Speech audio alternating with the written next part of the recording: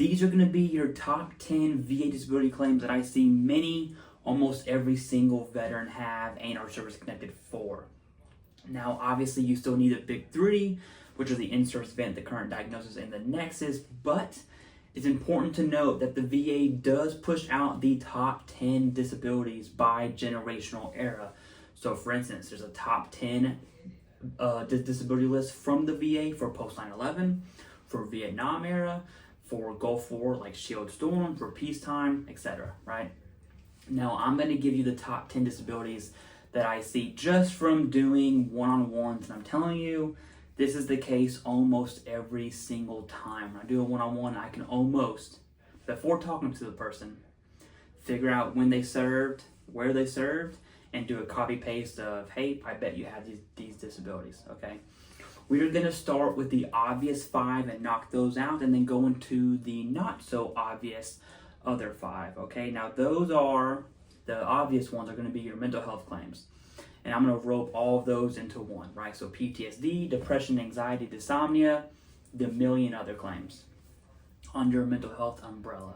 Now, most commonly, these are connected directly to service, but every now and then I'll see veterans who have secondary mental health to chronic pain, and chronic pain is by far the most common secondary connection for mental health, and it's not even close.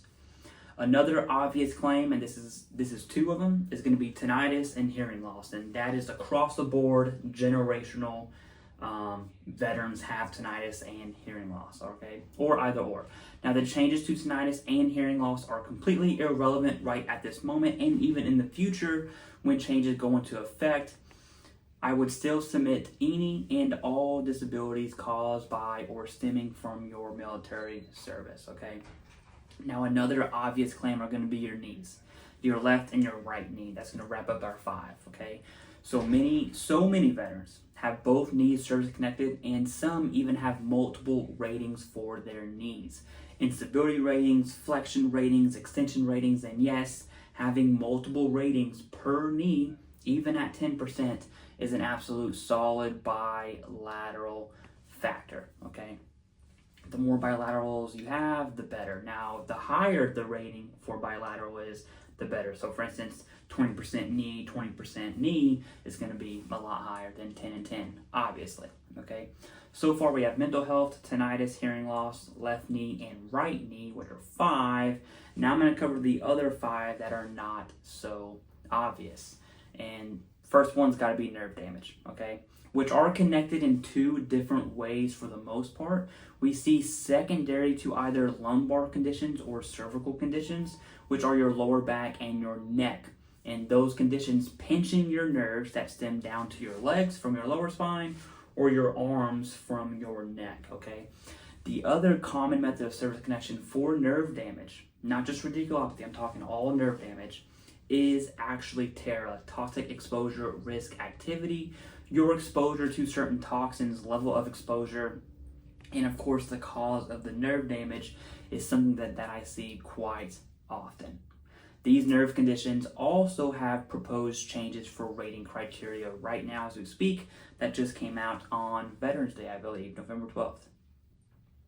Now, I do not want to point out a common claim, I do want to point out a common claim that is denied almost every single time. This is extremely important, and that's flat feet that existed prior to service.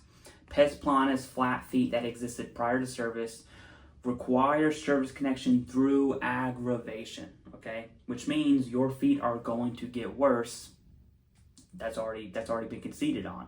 The question is, did your military service aggravate your flat feet beyond their natural regression? And that's a super difficult to answer and super difficult to prove. And so that claim is commonly denied. And I see that almost all the time. Almost all the time. Okay, this is a flat feet denial. I could probably bet money at this point that it was asymptomatic in your MEPS entrance exam.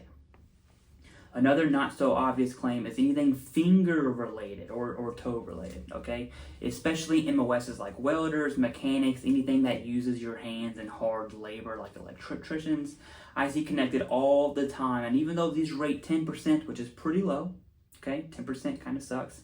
10% ratings really start to matter once you hit that 90% range, and every single claim is extremely important. The difference between a 94 or a 90 and 100 at that 94 mark is 10%, right? So it absolutely matters. Now, migraines are extremely common and also most commonly connected via directly to your military service, but I've seen a ton of migraines secondary, and the secondary was not to tinnitus.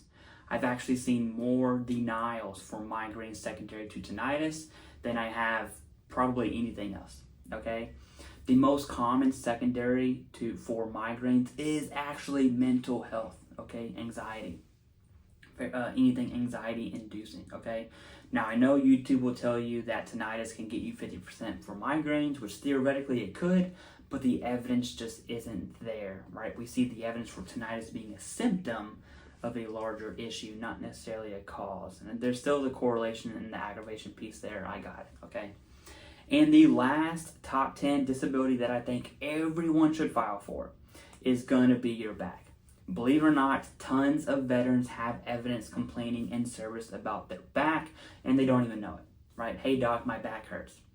Or the doc asks you, hey, what's wrong with you? Oh, my back hurts, right? Now, you may not think about it from an evidence perspective way back when you complained about it, but most veterans, oddly enough, because it's natural to complain about your back when you're in the military. It's just, my back hurt, my knees hurt.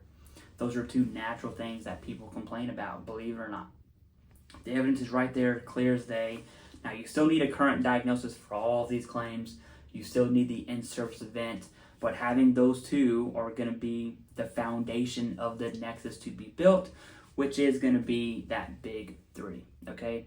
If you need help submitting your VA claim or that personal one-on-one touch or a Nexus letter, and personally I would only go that route if I was fighting an appeal on the Nexus letter side of the house. Down below in the description you'll see a link for all of those claims, right? VetCom will help you one-on-one submit your claim. They will coach you, they will talk to you about your claim situation, and you can use their service. It's the cheapest by far. And then the Nexus letters, if you are fighting an appeal, that is my recommendation.